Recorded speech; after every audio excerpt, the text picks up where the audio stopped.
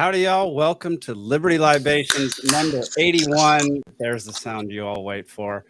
Joined as always by Alden Hardy and Stephen Hilton. And tonight our special guest is Mr. Ken Good. Ken, how are you doing? Welcome to the show. I've only got water, damn it. Well, our guest last week only had water too, and it's all good. We don't judge here. So, can you tell the folks who you are and what you do? Sure. My name's Ken Good. I am one of those lowly attorneys. I'm in Texas. I've been practicing law for over 30 years, probably over 34 years now, because I'm really, really old. But I'm also married to a woman another attorney, and she is a staff attorney for a federal U.S. magistrate judge here in Tyler. We live here in Tyler. I have an office in Tyler and in Houston, and we have two girls. Probably the most important thing I would say about myself is I am a dad of two girls. But I have specialized in bail law for the last 15, 20 years, probably longer than 20 years, and have written many articles now after kind of digging in and diving into all these issues. And I started doing it because I sit through this case and I'm like, this judge is wrong. She is ruling going down the wrong road. And this is going to be bad because it turned out to be an important case and it's been cited across the country. Well, the problem is she was wrong. She's been reversed 7 or 8 times. And the Fifth Circuit in its last ruling reversed that case and said it should have never been filed in federal court. And we're still suffering the consequences of all the bad decisions that, in my opinion, that were made in that case. So I have started, because no one else wants to tell this side of the story. No one else wants to tell what I think are actually is the true side of the story. So that's what I've tried to do. And I've written a lot of articles doing that. Nice. Love it.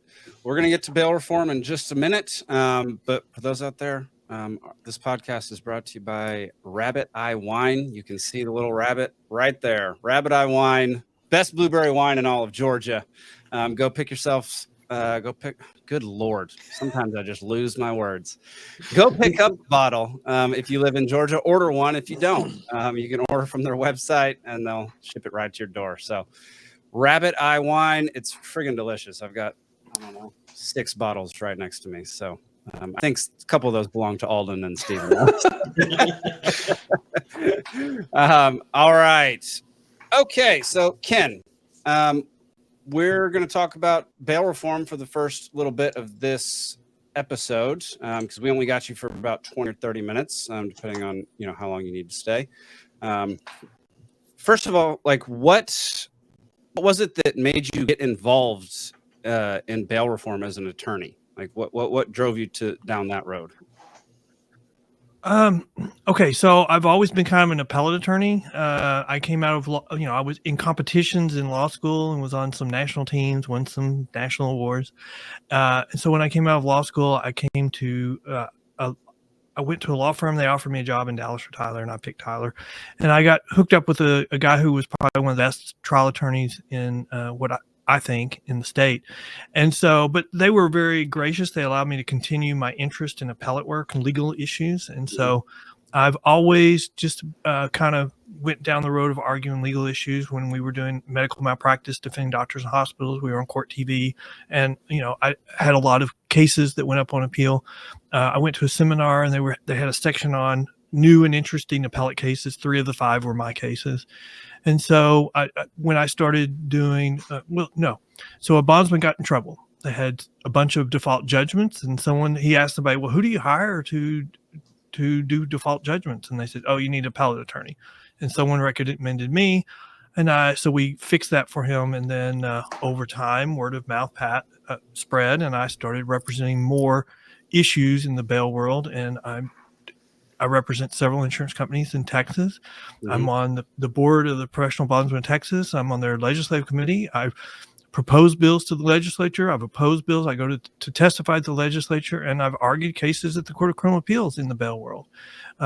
Because in Texas, we have 2 high courts, one for criminal, one for civil, and bail is governed by the criminal court. So I argued 2 cases and won them at the Texas Court of Criminal Appeals. And so that's kind of what got me down. I kind of developed my own little practice on dealing with bail issues. And then I've already mentioned what got me interested in the national issues about bail reform, because I was asked to go attend a hearing, and the judge showed that she did not have a very strong understanding of the issues, and that she was making wrong decisions and going down the wrong road.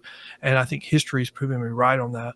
And I don't know anyone else that was taking my side of the positions, which have ultimately won. Okay, so what were the incorrect positions from your point of view that she was taking? Well, okay, so on the case is O'Donnell versus Harris County, one of the first cases on bail reform. Mhm. And one of the issues that is called younger abstention. And it's should the federal courts abstain from hearing the issue if there's a remedy at the state level? She said no. At the Fifth Circuit ultimately said you abstain. And she actually refused to do that at the very end. She just dismissed it on other grounds. The second thing is, what's the standard of, what's the scrutiny? Because it's equal protection due process arguments. And, if we apply heightened scrutiny, that's a level where the party suing always wins. But if it's a rational basis standard or review, then that's a standard that the government always wins. She applied a heightened standard, and I thought that was wrong, and I was critical of her analysis on that. And what the federal court ultimately ruled is, once you put procedures in place, then those procedures take you back to a rational basis review. Next thing, she wanted since she found procedural violations, she imposed a remedy of release. And the Fifth Circuit ultimately said, you don't get release. Since you identified a procedural problem, you get a procedural remedy. And then the big one was, she was arguing that judges could be sued under 42 U.S.C. 1983, which is the federal civil rights statute. And historically, judges can't be sued in those types of cases.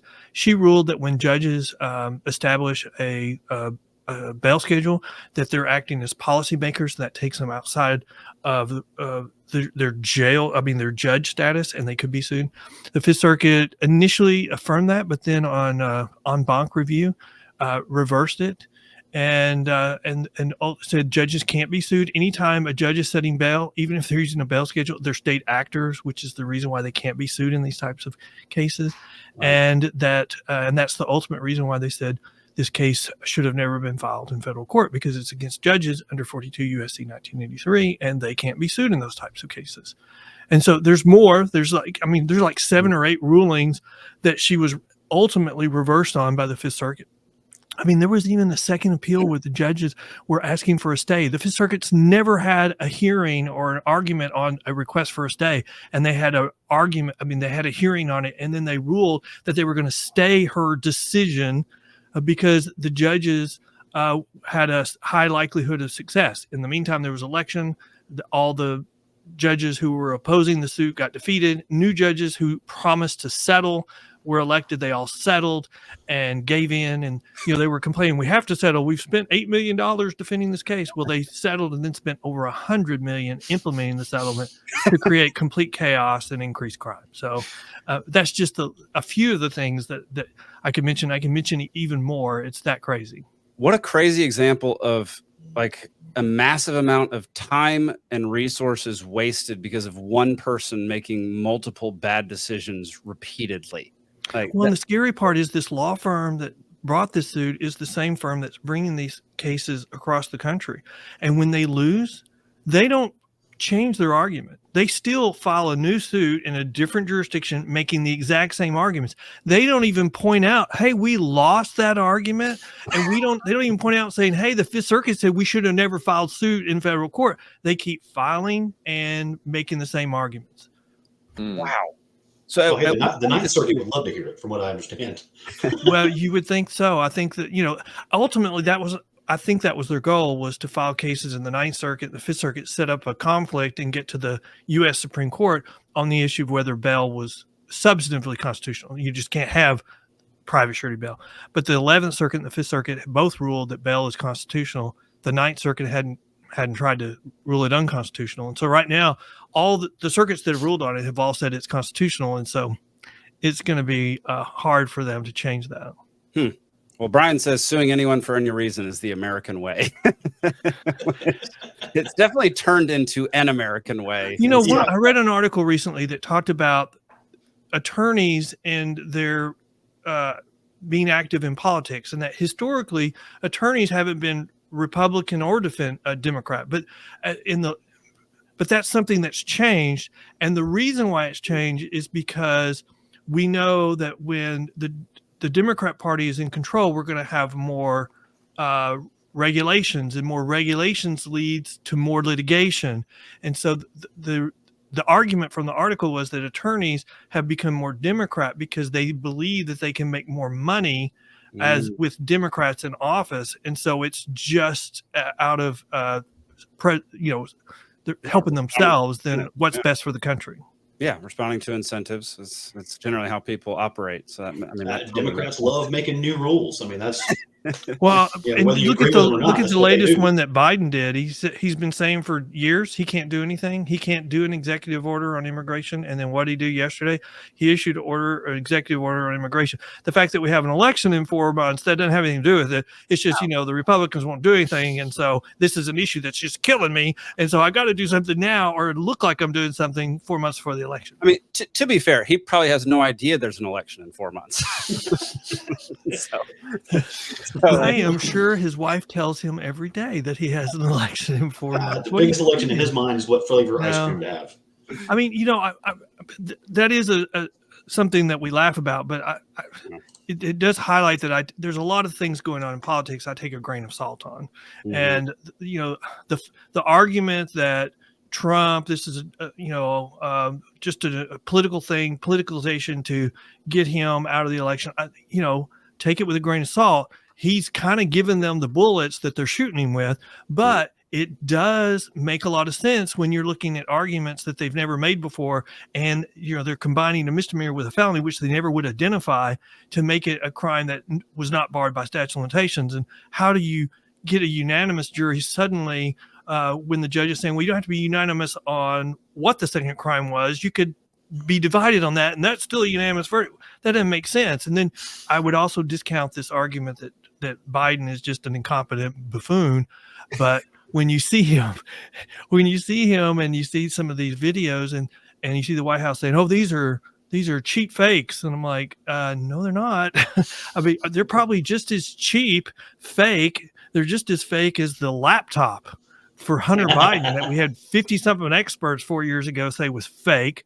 And now you just used it as evidence, or the government just used it in evidence against Hunter, saying it wasn't. And so I would be saying, yeah, deep fake. It's just as fake as the laptop was. Interesting.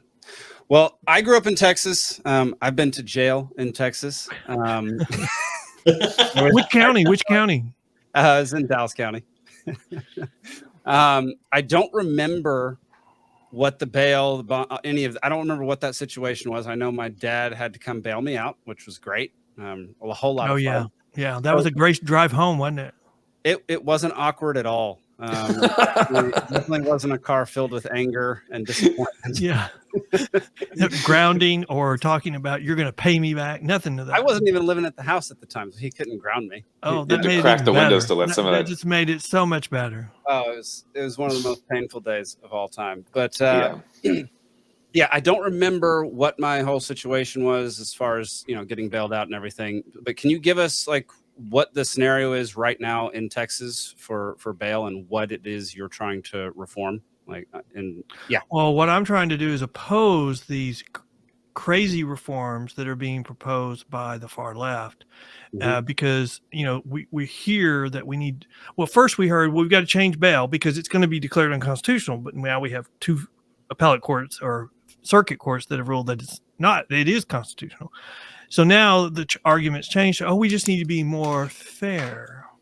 We have systemic racism, and so we have to address that. And so we have to be more lenient on certain segments. And here's the point I make about that is, do you believe that we have disproportionate amount of crime being committed against our minority communities? And, the answer to that should be yes, because we do have more crime committed on our minority communities than the rest of the sector or the public. Well, the problem is crime by and large is committed on the By same other race. minorities. The race is, if you're a minority, if you're that's having crime committed against you, it's usually that minority group that's committing crime against you. Look at this statistic.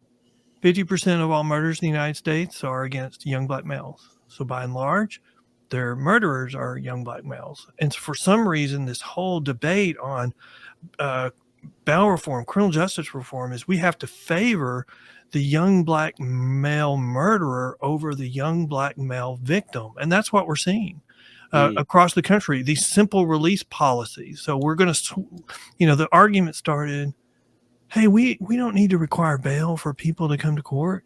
They're going to come anyway. They want to come to court. They want to resolve their charges. Well, we have so many stats coming out now that just show that that's not true. I mean, look, Yolo County, California, the DA released some stats that shows that that's just not true. I mean, I've interviewed him, and he said there's an 80% failure to appear rate on misdemeanor courts in across California because they do simple release. Harris County, Texas Houston is currently doing a simple release for misdemeanors mostly. And according to Harris County Court Watch, 80% failure to appear rate. 80% failure to appear rate means no one's coming to court. I mean, by and large, they're dismissing their cases because you can't take action against them if they're not coming to court. And that's what they want. They want to create chaos. They want to end accountability. And then, and I think that's their part of the coalition. I think that's their goal. Some people just, don't, some of them are well-intended, but they're just being taken advantage of. And then we've got these urban areas where they're just not prosecuting crime. I mean, look at California, where they took felony theft under $950, made it a misdemeanor, and then in the urban areas, they say, well, we're just not going to prosecute anymore. So it's now a free-for-all, $25,000 a day, shoplifting. Stores can't sustain that, so they're closing. Yeah. And businesses are now closing because they can't provide a safe place for their employees to work just to get from the garage to the building. I mean, the Nancy Pelosi building in San Francisco, they told them, work from home from now on because it's not safe for you to come to work. And what's the impact of that? Buildings are now, commercial buildings in San Francisco are selling for 50% of their value from a year ago. Yeah. 30% of their value from a year ago. That's not sustainable. That's the reason why you see the mayors. What? Did you hear what the city council wants to do to combat businesses closing because of crime? What? You have to give them a 9-month heads up, and you have to help them find your replacement, or you pay a fine. Yeah, yeah. They have all kinds of crazy rules like that. Look at the graffiti rules. They won't prosecute anybody for doing graffiti, but if the businesses don't clean up the graffiti every morning, they get fined. I mean, it's like we want vigilante justice. It's what we want because we're not going to do it. We're not going to protect you. But the problem is if the government will not provide public safety, the public will demand it, and we'll have it in other ways because that's what our history is. And so I'm fighting that. I mean, we as a community deserve public safety, and they know what they're doing. I've interviewed several people from New York on the inside, people from California on the no, and then someone from the current DA from Harris County, and they've all said the same thing. They know the people doing this, from the left, they know what they're doing. They know it's increasing crime. They don't care, or they're okay with it. Or they do their political agenda. Right. All they care about is their political agenda. Yeah. Well, that's true. Stephen, do you want to you want to rattle off what the libertarian stance on tell me. I know you know. So we understand your plight. On one hand, the police have way too many laws that they have to enforce anyways. Nonviolent drug offenses where they're not driving while intoxicated. Why is that junking up the system, right? I mean, I'm sure that's a significant portion of your bail. I understand we have more people in incarceration here in this country than anywhere else in the world. But don't we isn't everywhere else in the world sending their drugs to our country? So doesn't it make sense we'd have more people in jail than any other country because they're sending all their drugs here? Exactly. Yeah, I mean, the libertarian position on that is drugs should be legal. So but the black market only exists because they're illegal. Is that still your position after Portland? Yeah. Really? Yes. I mean, look at Colorado. But look at Portland, where they set a record number of overdoses every month. because they've Did they decriminalized all legalize? hard drugs. I mean, Yeah. they've given up. Yeah, But Portugal and did the same thing though, and they did their country went the exact opposite. Yeah, but you know why? Because they put in a level of a strong element of accountability. I Yeah. mean, we're not doing that. We're just decriminalizing drugs. We're not putting in accountability. I mean, what the system does that's better than decriminalization is it gives people a hammer. Like, look at me. I have a sister who had a 30-year drug addiction to prescription drugs after having a terrible car accident. Mm-hmm. I mean, under the for Portland, under the old system, she's never going to agree to go to rehab. But you would arrest her and say, do you want to go to jail or do you want to go to rehab? And she would say, well, I don't want to go to jail. I want to go to rehab. And then it has a high failure rate. So she would go, she wouldn't be successful. She would come back. She would screw up again. Do you want to go to jail or do you want to go to rehab?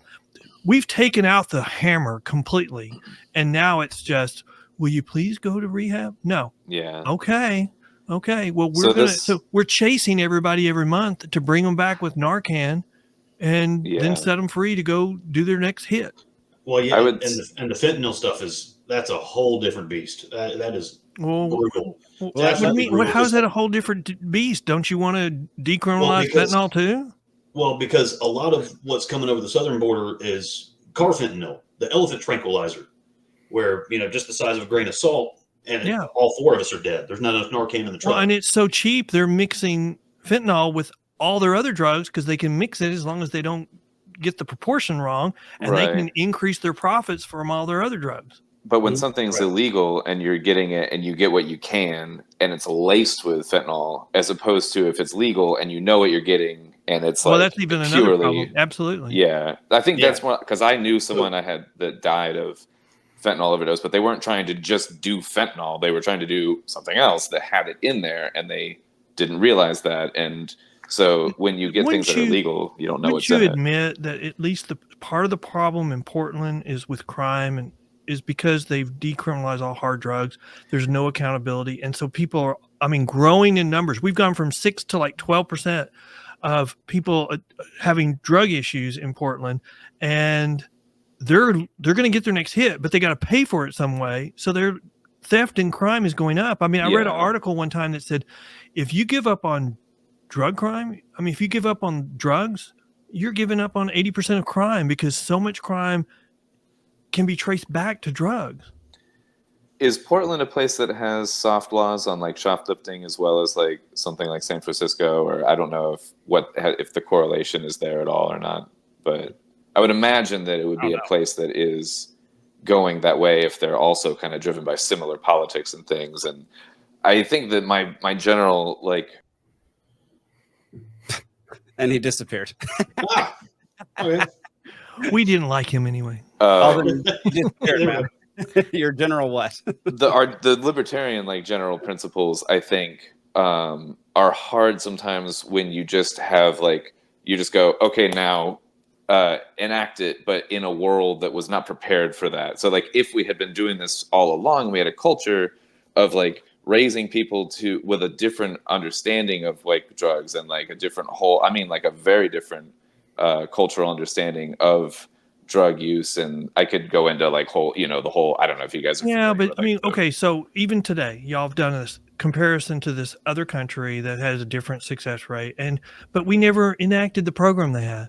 If you look at the programs we're doing, we're just doing everything on the cheap. We're decriminalizing. We're actually throwing a lot of money at counseling, but less than 0.1% are taking advantage of it. So where's that money going? Are people just sitting there going, well, I haven't done any counseling, but I thank you for this big payment. There's a problem there. And so the reality is all of these reforms are on the cheap. They don't want to spend any more money. They want to save money so they can then shovel that money to their progressive programs.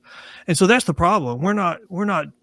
We've lost the hammer. We've taken it away. And we get this comparison to this foreign country that we're not even following the program they did. Mm-hmm. Yeah. I think the libertarian position, so we believe in very, very small government. So the small, I agree with that part. Possible federal government that there can be. And I think where our philosophy is based on is individualism, and you are responsible for yourself. So while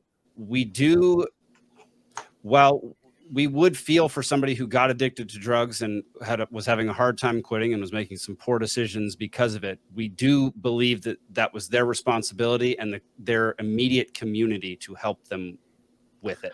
Well, the next step, though, I read an article that said the next step is then we're going to have, the left saying that they have a right to overdose.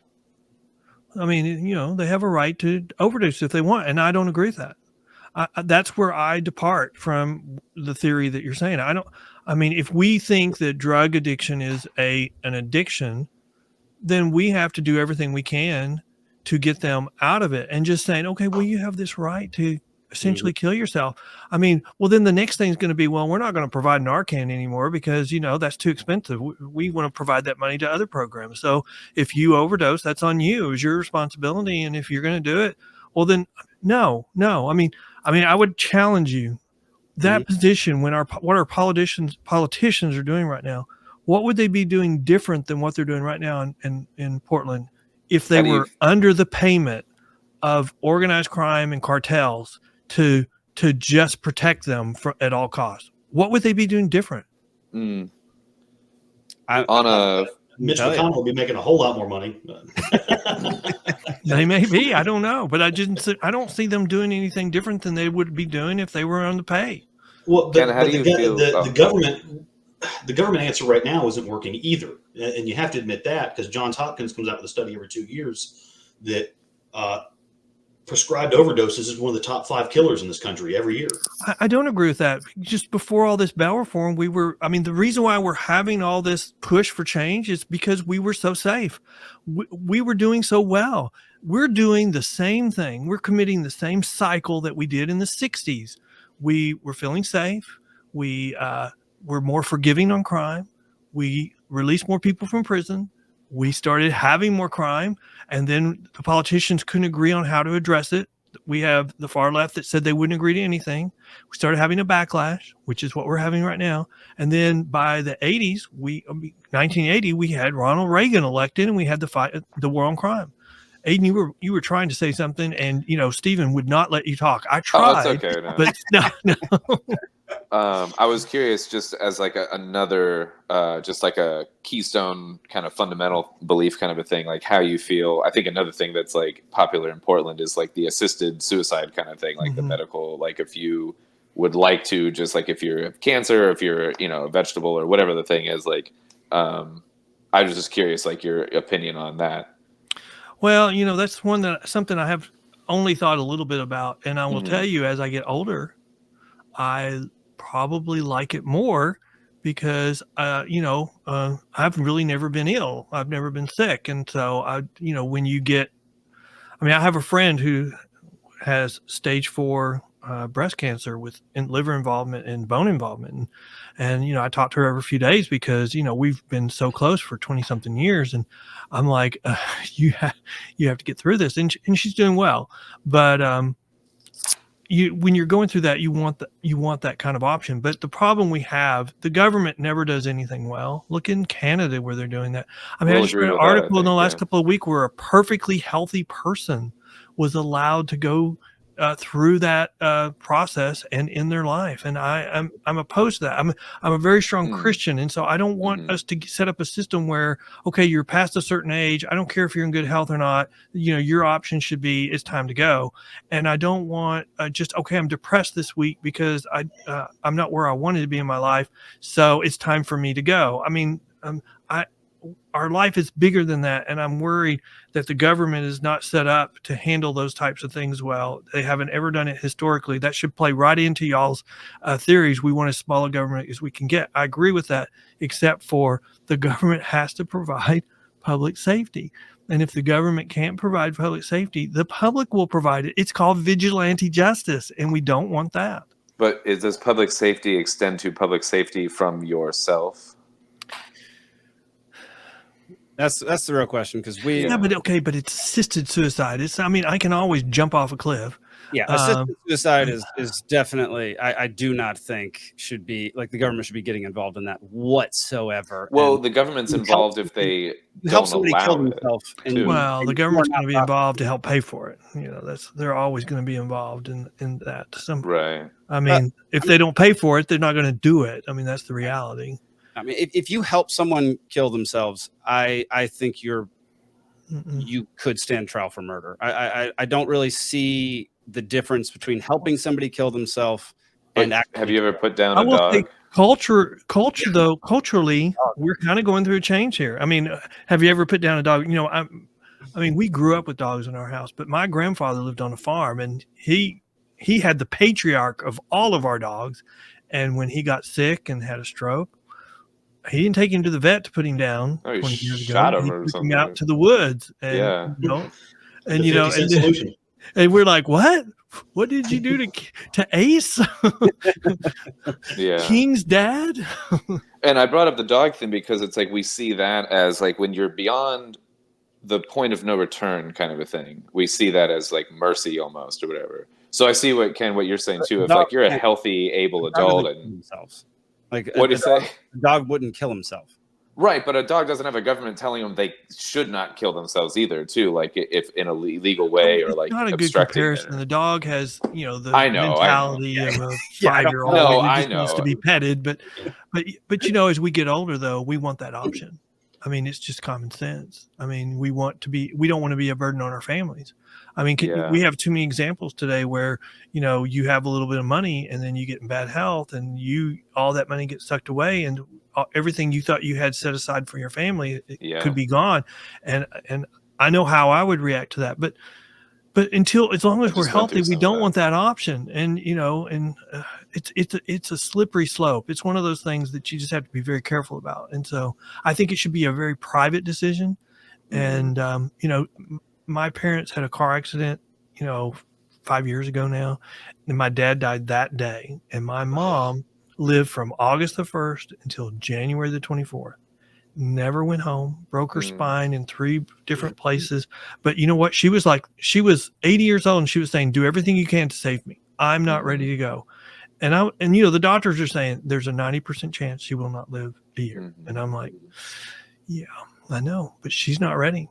And so that's the opposite side of the coin there, that when you're not ready, you're going to fight. And so I just think it should be a very private thing. And I think a lot of things we're letting the government get in on that we should let families deal with. And, the problem is we have such a breakdown of families, but if we could get the families to deal with it, then that's going to solve many of the problems that we are addressing.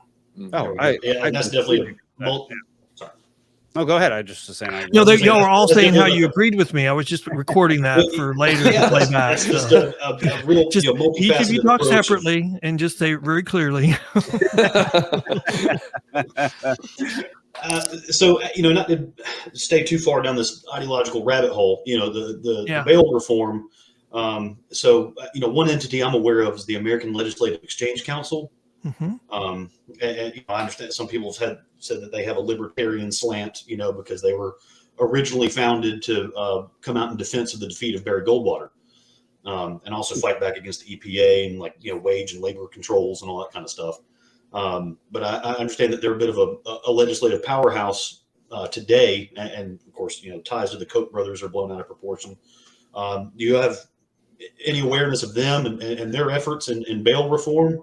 Well, okay. So on the criminal justice reform area, you have to look at who's funding the think tanks, because you have right-wing think tanks, you have left-wing and right-wing think tanks. But the problem is on criminal justice reform, that kind of the support for that, the funding for that bridges all. So the funding for criminal justice reform for a left think tank could be the same as for a right think tank. And then shock of all shocks, they come up with the same type of policy recommendation. And the best example is, when we had the petition initiative in California to change certain felonies to misdemeanors, and that was theft under $950. Well, both left and right supported it. And, the argument was, look, we're just helping people. They won't have felonies on their record.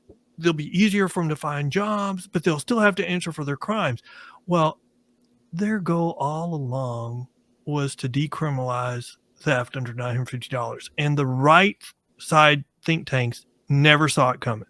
I mean, never saw it. And they were going, oh, yes, this is the greatest thing since sliced bread. We support it completely. And what has happened? And so now they're hiding. Oh, what do you mean? How dare you say we supported that? Well, you did. How dare you say we supported that? And so you have to be very careful with that, because both the left and the right, the think tanks on criminal justice reform, are getting their funding from the same sources. And so it's shocking of all shocks that they all come to the same conclusion. Oh, we should try this. It's never had any good, it's never been done anywhere. There's no studies that says it works, but we should do that. And what do you know? We're getting a terrible result. Yeah. Well, also on their website, there was a cool article I was reading today, though. They were talking about just like bail reform in particular, and the cash bail system, which is catching a lot of flack on a national scale today. From both the left and the right think tanks. It is the best mechanism to get people to go to court. It has the lowest failure to appear rate, and of course, it's the one being attacked. There we go. Exactly, because it's one of the fabrics of our justice system. It may not be perfect, but it works, like you just said. And the article that they wrote was saying that there's municipalities using these fines and these bail, certain fines, fees, and bails. They're using that to fund their pension programs that are breaking the budget these days. Well, here's the problem. I mean, the best thing I can say is look at Illinois. Illinois had the private surety bail system. They got rid of it years ago. So we've heard over the last few months, the state of Illinois got rid of cash bail. Well, that's not the private surety bail system. They already got rid of that, and that's why crime increased. They got rid of cash bonds, or where they were paying the courts. And the courts were using that money from people's failures to appear to fund operations.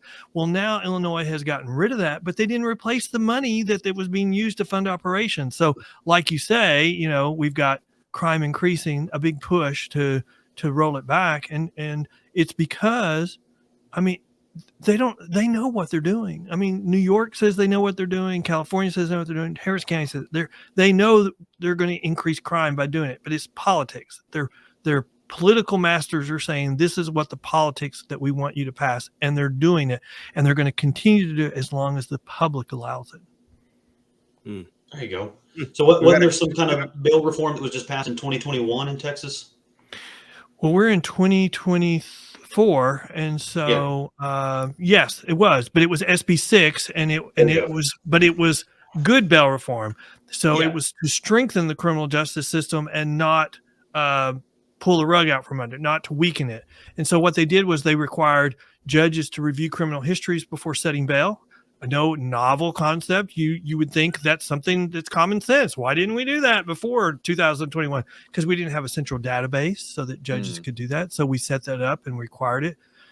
And then the other thing, because of COVID, we started limiting the use of simple release, personal bonds, just letting someone out for free on violent offenses. And so we made a whole list of crimes where people are not eligible for a simple release or a personal bond. And those primarily violent crimes? Primarily violent crimes. Historically, they would be crimes that you would never think people would get a personal bond on. Capital murder, and goes on. I mean, it goes on for 2 or 3 pages. But Harris County started doing that because of all the litigation. And then I started making an argument, just like a dog gets one free bite before they're dangerous or considered dangerous. In Harris County, you get one free murder before they would hold you because after your second murder, they wouldn't let you go. But I was like, do you get one free murder in Harris County? And that had never been done. County, man. I got some I want to talk to you about. Just flip the name, write it down in code, put it on the rabbit behind you, and I'll take $20 I owed you from SCAD. Yeah. We've got a question from the audience. They asked, what are some other types of bail besides cash? Okay, so bail is regulated by the states, so each state can be differently. But like in Texas, there's 3 types of bail. There's the surety bond, which is the only one listed in the Texas Constitution. So it's the only one that can't be taken away without a vote of the public. That's us. But then cash bonds and personal bonds. Personal bonds is an example of simple release. New York, we would call it released on no bail. California, we would call it released on zero bail. But there's other types of bail, or we've got a 10% bond where you pay it to the court instead of pay it to the bondsman. That's the worst of both worlds, but we don't allow that in Texas. And then I'm sure there's some other examples that I'm not thinking bail, about. There's dip out, there's Irish goodbye. Like these are the bails. Yeah, there's Irish whiskey bail. There's, but usually there's cash bail, surety bail, and then some type of simple release. And in Texas, it's called a personal bond. I got you. Catch and release. Well, Ken, we were only supposed to keep you for 30 minutes, and we're very much past that point. Would you like to tell us a little bit about your organ? Like you're a board member of the the Bondsmen? Sorry, I have. Sure. Yes. So I'm a member of the board of the Professional Bondsmen of Texas. We have a website, pbtx.com. We're on all of our social media, like Facebook, and also we're on Twitter, or X as we call it. Mm-hmm. And you're showing our website. On the menu, you can click on blog, and then we highlight different important stories in the news. But like today, we released a podcast episode, and so we have our own podcast called The Bell Post. Okay. You can find episodes there, or you can just go to thebellpost.com. All we talk about is criminal justice issues, bail reform issues. You want to know what the New Jersey plan is? We have an episode about it. So we're trying to educate legislators and the public on what criminal justice reform issues are. And, we are ranked as one of the top criminal justice podcasts in the internet sphere. Well, awesome. I feel like we could probably keep talking for another few hours about all of these issues. I promise you, if you had sent me an overnight package with a little whiskey, we could have talked until midnight. And I'm not sure I'd still have a shirt on by then, but it'd be fine. Well, we really appreciate you coming by and sharing your knowledge and different perspective, because we get stuck in our own libertarian world quite a bit, and we don't get to hear it's good for us to get out. Yeah. Hey, for a bunch of libertarians, y'all are pretty good guys. So I've enjoyed it very much. It's nice to meet y'all. Well, I appreciate it, Ken. You're welcome back anytime. Yeah. I'll just remove you real quick, and okay. We'll see you next time. Cheers. Bye, guys. Good to meet you.